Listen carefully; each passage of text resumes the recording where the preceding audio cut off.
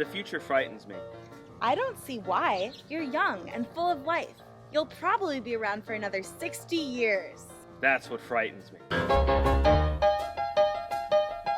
Peanuts. It's a comic strip, a series of cartoon television specials. It's a legume that will cause an allergic reaction and kill me in less than an hour. It's a lot of things. More importantly, it's become a cultural touchstone, especially in America.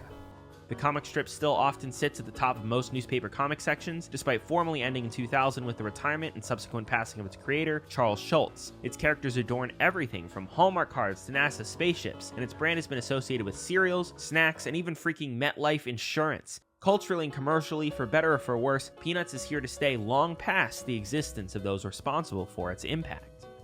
But what's surprising about Peanuts is that in addition to being one of, if not the most iconic comic strip in the world, it's arguably even more iconic as a series of television specials and movies, several of which air annually around their corresponding holidays like clockwork. It's unusual for a property to reach the level of ubiquity in two completely different mediums as Peanuts has. Peanuts got its start as Lil Folks, a panel comic that ran in Schulz's local paper. In a series of events that fit perfectly within the world of the strip itself, upon successfully pitching a reworked version of Lil Folks to United Feature Syndicate after years of trying, a potential copyright dispute, and some good old-fashioned executiving forced the name Peanuts, a name Schulz despised, onto the strip without his consent. The name may not have been Schulz's choice, but everything else about the strip was all him. Everything was drawn by Schulz himself with minimal help, everything was written by Schulz with minimal help, and the characters and world of Peanuts were largely inspired by and derived from Schulz's own experiences. In that way, the strip has a personal touch to it that is massively apparent when compared to its contemporaries. The fact that Schulz did everything himself also impacted the general presentation of the comic. Compared to other strips of the era, Peanuts was simpler. There were very few background details, which meant a larger focus on the characters. The designs of those characters were basic, but key features helped distinguish between them. The main character, good old Charlie Brown, can't cleanly fit into any particular archetype. While he does often serve as the vessel with which the audience is shown other characters, he also is an extraordinarily complex character in his own right. He's very determined to accomplish his goals, but also frequently fails and often is derided by both his peers and himself for those failures. That said, he isn't purely a loser either. He's loved, has several close friends, and is included in spite of his failings. While other characters certainly don't like that Charlie Brown can't guide his Little League team to victory, that doesn't stop them from showing up. Other characters in the story essentially act as Charlie Brown's foils. Snoopy, his dog, is confident, playful, and successful, even at things dogs typically can't do. Linus, his best friend, is thoughtful and spiritual in a way that Charlie Brown often isn't, helping cut through Charlie Brown's self-pity. Lucy, Linus' sister, does the opposite, reaffirming Charlie Brown's biggest insecurities despite ironically running a psychiatric booth. Peppermint Patty is Chuck's opposite, brash and overconfident, often diving headfirst into problems without considering the consequences. And Marcy acts as her foil, submissive and reserved, which draws interesting parallels with Charles. Another thing that stands out about the strip is how wordy it often can be. Despite starring children, the adults never talk, the children tend to speak as though they are adults, using complex language and navigating fairly mature topics with relative ease. The characters may be children, but the comic was still designed for adults. The use of children served the comic's friendly and innocent tone, never its comedy. What may be most important to the Peanuts comic strip, and this may be in part due to how large of a cultural touchstone it is its largely unchanging nature. The art style and presentation of Peanuts comics may have evolved over its decades-long run, but the world of Peanuts was always consistent. There were invisible rules that simply couldn't be broken in order for the Peanut strips to function in the way that they do. Charlie Brown can never successfully fly his kite. He'll never kick Lucy's football. He'll never win a Little League game. Or if he does, something will take it away. These things can't change because they're just a constant of the world. That isn't to say the strip didn't have changes throughout its 50-year run. Linus's first appearance in 1952 was as a toddler, and Sally wasn't even born until 1959. Many of the characters in the strip's early years, from Shermie to Frida to Violet to the non-Peppermint Patty, eventually faded to the background and disappeared entirely in favor of focusing on other characters who served the strip better. Charlie Brown's long-standing crush, the little red-haired girl Heather, was briefly swapped with another red-haired girl, Peggy Jean, in later years. Most notably, Linus and Lucy's younger brother Rerun was born in March 1972, named a week later, and by the end of Peanuts' run, became one of the main characters of the comic. These changes both allowed Schulz to explore new topics and reflect on his own experience. Peggy Jean allowed Schultz to explore relationship dynamics further, and the focus on Rerun both allowed him to comment on his experience as a grandparent and reflect on his legacy and impact as an artist. All that said, these feel less like fundamental changes to the world of Peanuts and more like a shift in perspective. Even if not directly in the panel, it feels as though Frida is not too far away showing off her naturally curly hair. Peanuts even used its largely static nature to push socio-political ideologies that were considered fairly progressive for the time. Charlie Brown's baseball team has a number of girls on it. Peppermint Patty is the head of her own baseball team. After a series of correspondences with a concerned teacher, Schultz introduced black character Franklin to the cast in the midst of America's late 60s racial awakening. Instead of being introduced with bombast and spectacle, Franklin is introduced simply as another kid on the beach that Charlie Brown just hasn't met yet, and soon after is seen attending school with Peppermint Patty and Marcy, much to the malignity of the racist Southern papers of the era. This approach avoids tokenizing Franklin, framing him as equal to the rest of the cast. All in all, the strip is just excellent, and has become so ubiquitous that it's essentially viewed as the default comic strip in the West, as well known as comic strips themselves. It pushed the medium forward, developed a complete cast of lovable characters, and managed to be consistently witty and funny throughout its entire 50-year run. It's surprising then that many don't even think of the strip first when they think about Peanuts, and instead jump to the animated specials, which, as mentioned earlier, have become quintessential holiday viewing in many households, especially in the US. Interestingly, however, the reason these television specials work is because they do the exact opposite of what the strips do in many ways, by putting the characters of Peanuts into situations that they would never get into in the strip, with longer-term emotional arcs and full-fledged character development. I never think about the past. Also, I never worry about the future. What about the present? The present drives me crazy! The first and most iconic Peanuts special, A Charlie Brown Christmas, was quite literally thrown together in 6 months after a Coca-Cola sponsorship kick-started production. The special strips Peanuts almost entirely of its humor in favor of painting a dark, depressing, and cynical picture of what Christmas in the modern day has become. Instead of spending time with family reveling in the joy of giving, compassion, and love, Christmas has become an over-commercialized platform with which advertisers and retailers can take advantage of consumers, bribing them with deals in order to steal whatever money they can get and line their pockets. It's become a means of flaunting wealth and showing status by way of getting the most glamorous tree, putting on the best show, and impressing the most people. Charlie Brown sees this as a degradation of what the holidays should be about, but his friends, family, and even his dog see differently, having been blinded by the Christmas consumerist rush. Lucy wants real estate, Snoopy wants to win a display contest, and Sally wants Santa to bring her cash if he thinks her extensive requests are too complicated to fulfill. Even Linus, humble as he is confused by Charlie Brown's cynicism. Maybe Lucy's right. Of all the Charlie Browns in the world, you're the Charlie Browniest. As a means of helping Charlie Brown get out of his slump, Lucy suggests he direct the school Christmas play, but it becomes apparent to him that the other kids aren't really interested in following his direction. The parts for the play seem to merely reference Christmas and winter icons, from the innkeeper to the shepherd to a penguin to the freaking Christmas queen, without an apparent understanding of what they do or what they mean. They suggest Charlie Brown go get an aluminum Christmas tree, big, shiny, hollow, and artificial, to act as the centerpiece for the play. Instead, Charlie Brown returns with the only wooden tree left, the iconic disheveled tree that rains pine needles with every slight movement. When the others see the sapling, they scorn and mock Charlie Brown before walking away laughing. As this conflict between commercialism and purity comes to a head, Charlie Brown finally cries for help, only for Linus to answer the call with an overt 2-minute reference to Christmas's religious roots. Even for non-Christians, the moment is powerful, hitting at a deeper core to the holiday than what modern Western culture has turned it into. This speech lifts Charlie Brown's spirit somewhat to the point that he brings the tree home and tries to decorate it. I've killed it. Ultimately, however, the real thing that finally pulls Charlie Brown out of his slump is the support and love of his friends, who realize they were too hard on Charlie Brown and decide that, while he is a blockhead, He did get a nice tree. they end up finishing his decorations and wish him a Merry Christmas. The special as a whole is bizarre in its execution.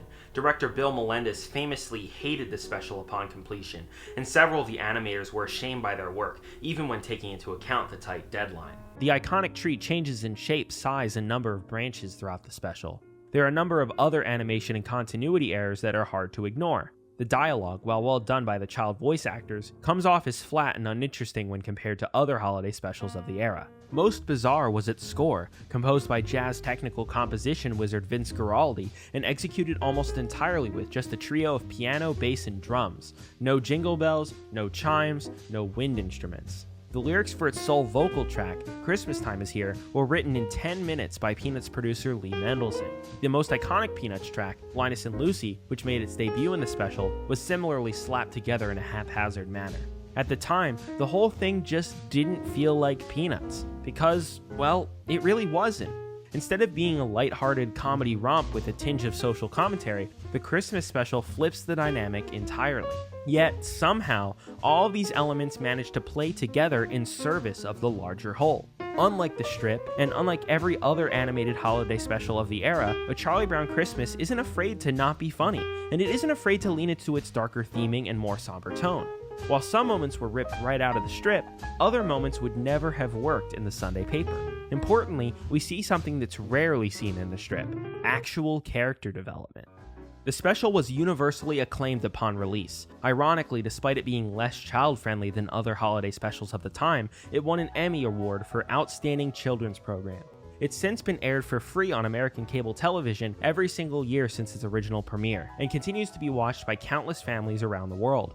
To date, it is unequivocally the most well-known and iconic piece of Peanuts media, and while it may not be as well-paced or well-produced as later Peanuts animated works, it nonetheless unilaterally deserves that status. The next special, Charlie Brown's All-Stars, is a potentially even better execution of a very similar concept. In the same way that Charlie Brown was feeling dejected about the holidays, he now is disappointed in his baseball team's inability to even win a single game. Just as the others mocked Charlie Brown and reinforced his deeper insecurities about feeling alone on the holidays, all of the players, including Snoopy, end up quitting the team after losing the first game of the season. This special's version of the Christmas tree is the opportunity for the team to be sponsored, put in a real league, and given uniforms, which Charlie Brown uses as leverage to convince the team to return. And just as the tree ends up being a disappointment, the league ends up not working out either. Where this special succeeds where Christmas didn't is in its even stronger focus on the overarching plotline. Where the latter half of Christmas comes off as a bit rushed in comparison to the slower opening, All-Stars takes the time to let the disappointment set in, introducing the league plotline far earlier and letting the stakes build up as Charlie Brown does his darndest to help his team win their first game and help make the disappointment of not being able to enter the league sting a little less. When the rest of the kids yell at Charlie Brown after he blew the game, it's up to Linus once again to save the day. Instead of encouraging Charlie, however, he instead comes clean about Charlie Brown's reasoning, namely that the girls and Snoopy would have to be ousted from the team in order to stay in the league, and criticizes the girls for their unfair treatment of his friend. This provides a catalyst for the team to make Charlie Brown his own custom uniform as consolation, unlike in Christmas where it's not fully clear where the change in heart comes from. The special still pulls some elements from the strip, and it's certainly a bit more lighthearted than Christmas, but it has a level of continuity and cohesion that just isn't in the strip, and help distinguish the television specials as more of their own distinct thing. While there were hits and misses, the following specials from It's the Great Pumpkin to You're Not Elected largely stuck to the formula of embracing the benefits that come with the 30-minute animated special: character development, larger story progression, and the lack of need for constant gags and jokes in favor of a larger focus on social commentary, theming, and narrative. And 2 more make 36. I've counted 36 electrical outlets. What we really need around here is some emotional outlets.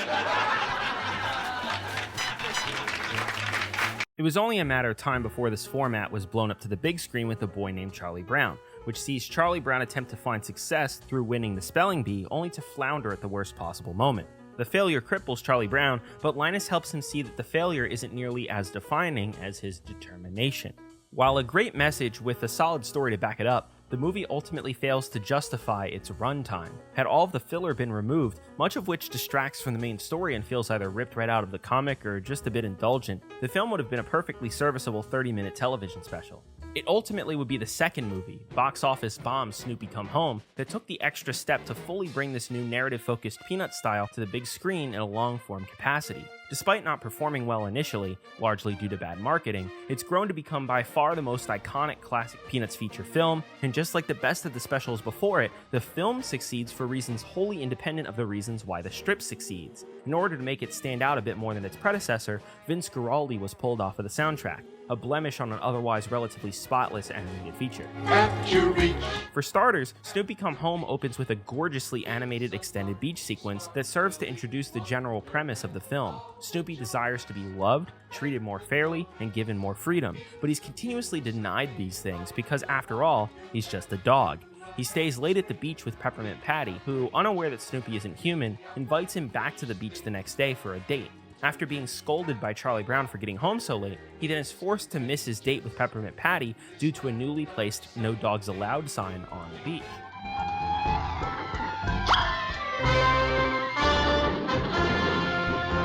The sign is a recurring joke/motif in the special, and is Snoopy's main obstacle to achieving what he wants. No matter how talented, smart, or creative Snoopy may be, the world merely sees him as a dog. And dogs aren't allowed in libraries or hospitals or buses, no matter how much they try and conform to a societal standard. It's fairly easy to intuit the parallels between this and the segregationism that continued to afflict America's South at the time of the film's release. In a fit of frustration with his predicament, and in a sequence that somewhat mirrors the special He's Your Dog, Charlie Brown, Snoopy then starts trouble with a number of Charlie Brown's friends and neighbors, leading them all to grow frustrated with Snoopy's antics and leaving him to feel even more unwanted than he already was. This is when he receives a letter from his previous owner, Lila, who is hospitalized and wants Snoopy to keep her company, and sets off on an adventure to find her. His journey takes him to all manner of locations that continually reinforce the idea that Snoopy is just a dog and isn't good enough. But after sneaking into the hospital, he eventually makes his way to her and is welcomed warmly with a tender love that Snoopy hasn't felt in ages. What's impressive about the whole thing is how well Snoopy is characterized despite not being able to actually talk. In the strip, the development of Snoopy essentially created the Garfield format of using thought bubbles to illustrate what Snoopy wants to communicate. While it occasionally led to Snoopy essentially turning into as shallow of a comedy tool as Garfield himself in some strips, most of the time it was used to play into his relationships with the other characters. In the specials, however, this is never done. Instead, the animation has to do all of the talking, with a little help from Bill Melendez' performance. Some specials, like The Great Pumpkin, use Snoopy as a way to merely pad out time and show off some brilliant visual work instead of focusing on the characters. But Snoopy Come Home instead uses the animation in service of Snoopy's character. He can't communicate to the audience that he's happy with Lila, but we can see it clearly. That's why it's an emotional punch to the gut when Lila insists that Snoopy come home with her instead of staying with Charlie Brown, and the audience realizes that Snoopy may genuinely be happier with her. But as the movie progresses past this point, a sinking feeling begins to overwhelm the tone of the film, as the impending dread of having to leave the Peanuts gang truly sets in. Thus, with the settling of my affairs, I return to Lila, who needs me. This culminates in a scene that's borderline hard to watch, as the entire Peanuts cast cries for well over 5 minutes straight in a goodbye party to Snoopy. It's hard not to cry along with them. Small little moments may elicit a chuckle, but it's barely enough to push aside the overwhelming sadness and grief that comes with the scene. To top it off, the scene's then followed by a musical number sung by Charlie Brown himself, reflecting on his loss and being unable to sleep, going out to Snoopy's house and just lying there alone. If there was any redeeming factor to the Sherman Brothers soundtrack, it's this incredibly powerful and moving song. That's when it happens to you. It changes. The entire sequence is incredibly effective, not just because of how powerful it is in the moment, but because of how well Snoopy's character was developed beforehand. No longer is he the playful, overconfident beagle with the seemingly endless skill set. Just like Charlie Brown in earlier specials, he's a complex character, grappling with the world around him and trying to find love and acceptance. This makes the film's punchline hit less as a cue for laughter and more as a sigh of relief. The very mechanism used to inhibit his freedom, the recurring "No Dogs Allowed" sign, becomes Snoopy's means to achieve what he wants and go back home to Charlie Brown, after realizing that what he was looking for was back home the whole time. Snoopy promptly goes back to annoying Charlie Brown and company with a newfound appreciation for his circumstances.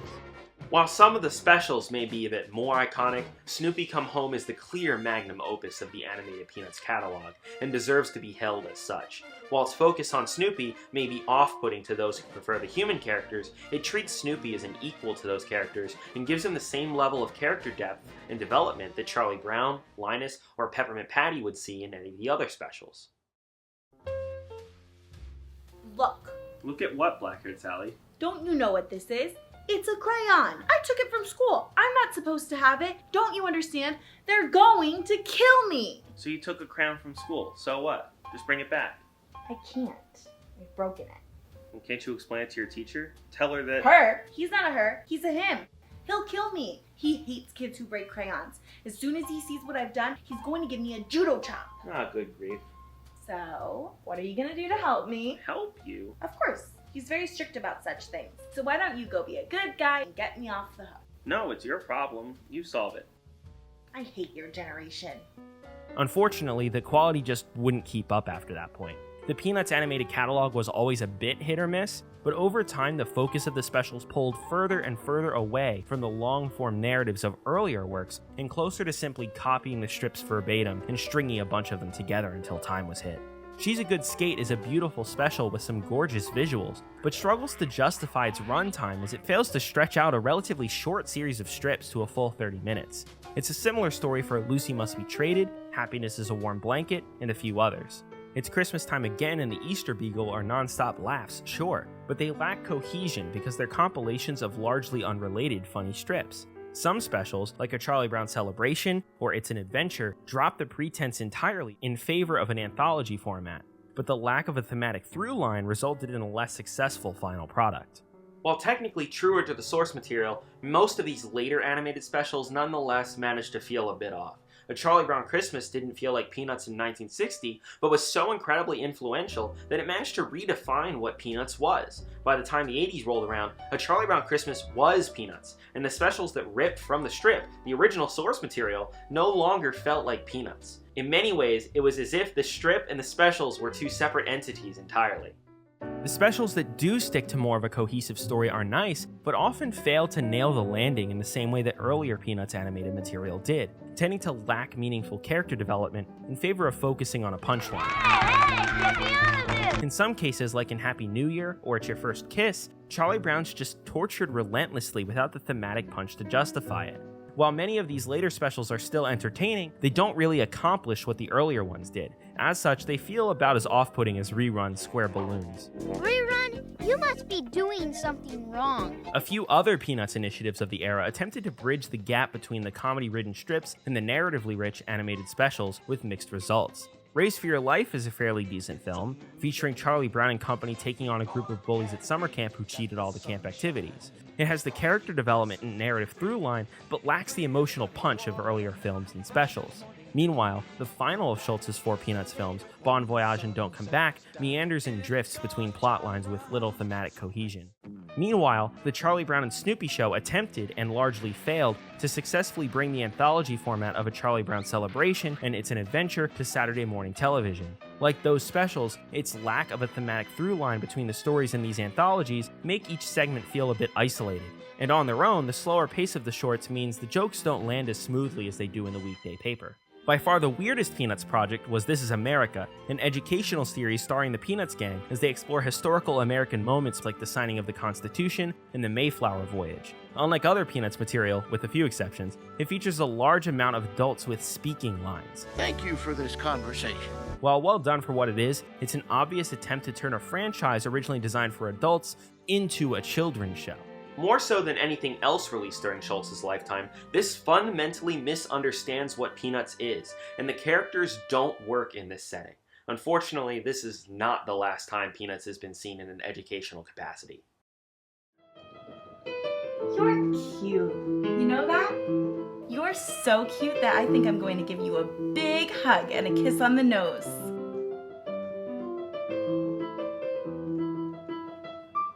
That's some real concentration. I have a historical question for you.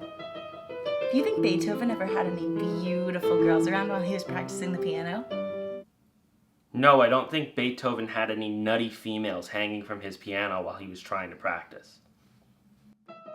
That's not quite what I said. Due to failing health, Schultz retired from creating the Peanut strip in early 2000, passing away shortly thereafter. In his final strip, he mentions that neither he nor his family wanted the Peanut strip to be continued by anyone else. As such, Peanuts comics from then on were to be released in papers in a reissued capacity, largely recycling strips from the 1960s. The only television specials to be created after Schultz's death were ones he had worked on prior to his passing. These were finished in 2011. For a moment, it seemed as though there would be no more original Peanuts material, but Schultz's son, Craig Schultz, had another idea. He and his son Brian worked on an original screenplay that was eventually picked up by Blue Sky Studios of Ice Age fame and released in 2015 after a years-long production cycle. The public was assured that Craig and Brian would retain creative control of the film so that it was faithful to Schultz's legacy. The final product, while well-intended, unfortunately fails to hit the mark. There's a clear attempt here to recreate the heart and passion of earlier animated Peanuts specials. For starters, there's a clear narrative through line, with Charlie Brown doing his best to try to win the heart of the little red-haired girl Heather. He attempts to impress her at a talent show, at a dance, and through working with her at school, but something manages to get in his way every time. At the movie's end, Heather chooses Charlie Brown as her summer pen pal despite his failings, explaining that he never had to impress her in the first place, and she likes him for who he is as a person, not for what he has or hasn't accomplished. It's heartwarming, to say the least. The movie isn't that funny, choosing instead to focus more on Charlie Brown as a character instead of its comedy. It's also gorgeous, somehow managing to bring Peanuts into 3D while preserving the integrity of the original style. That said, while it's close, just like many of the later Peanuts specials and movies, it still doesn't quite feel like Peanuts. Several of the gags and jokes feel like they were created with other animated comedies in mind, not Peanuts. Sometimes the movie steals ideas, dialogue, and even whole plot lines from other Peanuts specials, most notably Happy New Year. Many of the characters feel completely off, with Marcy falling into more of a standard nerd archetype, and Lucy coming off as though her grouchiness is leashed up and tied to a fence post. Snoopy's plotline, some guff involving rescuing a female beagle as the World War flying ace, is complete nonsense filler that eats up a greater percentage of this movie than the Red Baron plotline does in the Halloween special. But what's really missing, the piece that would have tied the whole thing together, is the element that made A Charlie Brown Christmas stand out 50 years prior. It's cynicism. Where the Christmas special's sharp critique of modern American consumerism painted a dark and depressing picture of the world, the Peanuts movie instead sanitizes the world of Peanuts and paints it in vibrant colors. While the Christmas special ironically won a Children's Emmy despite being a notably more mature affair, the Peanuts movie contrarily feels more fitting in such a category.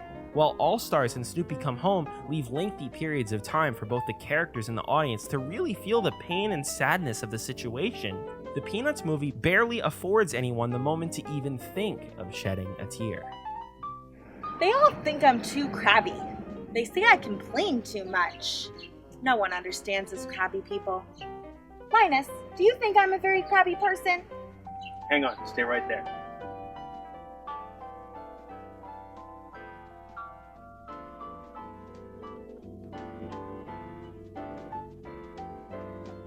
Yes, I think you're crabby.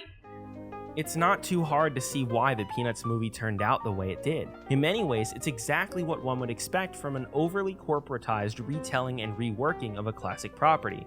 Especially with the descendants of Peanuts creator working so closely with the team, it's nonetheless a shame that the final product is the kind of thing that Schultz was complaining about in A Charlie Brown Christmas. That said, the movie ended up being a massive financial success, monumentally greater than any Peanuts movie before it, and it appears to have been the key factor in what's transpired since. In 2019, the rights to the major Peanuts holiday specials, along with the rights for new original Peanuts material, were sold to Apple to become part of their new major streaming platform, Apple TV+. The shows that resulted from this deal managed to misunderstand Peanuts and its characters even more than the 2015 film, completely undermining Schultz's wishes back in 2000. The headlining show, Snoopy in Space, is even more heavy-handed than This Is America in terms of its educational content. Meanwhile, the Snoopy Show attempts to modernize the anthology format of the Charlie Brown and Snoopy Show with far more dumbed-down storylines and extremely mixed results. This agreement culminated with last year's special, the first original Peanuts special in 10 years, and the first produced without any involvement from Charles Schultz, Snoopy Presents for Auld Lang Syne. Despite its bizarre name, Snoopy plays a minimal role in this special. That said, Charlie Brown doesn't even play a large role. Instead, the focus is on a massively mischaracterized Lucy, who instead of being prideful, bossy, and a bit grouchy, is massively insecure and anxious about how other people feel about her. Linus, meanwhile, is forced into serving as both the role of Lucy's scapegoat and her comforter, and those two roles never really play off of one another or feel true to Linus's character. While clearly the best of the Apple-published Peanuts catalog, it also fundamentally misunderstands Peanuts in a number of key ways. One can only hope that more specials like these don't tarnish the legacy of Peanuts in exactly the way Schulz feared. Which is where I now awkwardly interject to talk about the new special that came out a few days ago, an Earth Day special, It's the Small Things, Charlie Brown. I think it's better than a New Year's special. I think the characters are a little bit closer to how they were in the earlier Melendez specials in the strip. Not quite there. There's still a few things that feel a little off to me. Peppermint Patty felt a little off in this special. I do think the special probably could have been cut in half. It doesn't need to be 40 minutes. But if cut in half, then we'd lose the musical number. My girlfriend really likes the musical number. So what can I say? It is what it is. It's definitely not as good as some of the older stuff. And, you know, we'll carry on. But, you know, it's definitely better than some of Melendez's worse Peanuts specials, so it's better than average. It's fine, it's harmless, we'll take it. Contrarily, the best Peanuts animated product to release after Schulz's death didn't come from Apple or even from within the US. Instead, Peanuts by Schulz was produced for France 3 and brought to the US 2 years after its premiere. It succeeds at the anthology format in a way no prior Peanuts anthology has by being far more direct with its adaptation of the strip, to the point of literally embracing the comic strip stylings as part of its visual design. Episodes are also a scant 10 minutes, but constantly jump from premise to premise, never hanging on to any particular storyline for much longer than it would take to read the strip it's based on. That said, the show still manages to pull a loose thematic string through the episodes by titling them after a general theme and using storylines that work in service of that larger theme. It's immaculately animated and clearly was assembled with care, but ultimately, the only reason it succeeds is because the original comic succeeded before it. In this way, it is the purest animated representation of the strip. But while this series certainly feels like Peanuts, it doesn't really feel like Peanuts, which is both the point and a damn shame. It's apparent at this point that the path that a Charlie Brown Christmas paved all those years ago is unlikely to ever be truly revisited in a meaningful and successful way, which is sad, but may also be for the best. While it was an unexpected detour for what was at the time a simple 4-panel comic strip with an innocent tone and a bit of a satirical bite, the Peanuts animated catalog managed to arguably overtake the strip itself in terms of cultural relevance. It's due to the fearlessness and bravery of its creators that such a wild and innovative special as A Charlie Brown Christmas was ever released.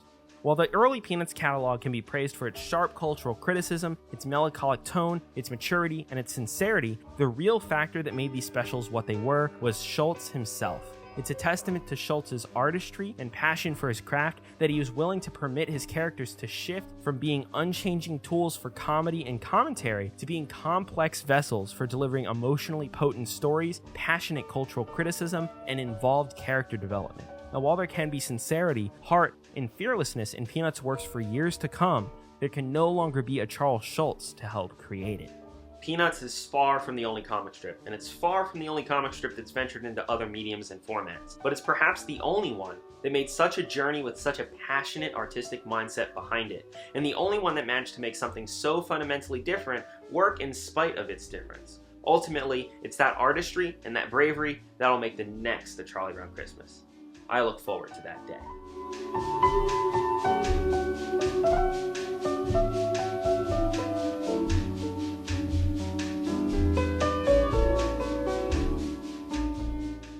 Thank you so much for watching this video. I had a lot of fun watching some of the older Peanuts specials and movies and rewatching Snoopy Come Home. That was like a movie from my childhood. I really liked that one.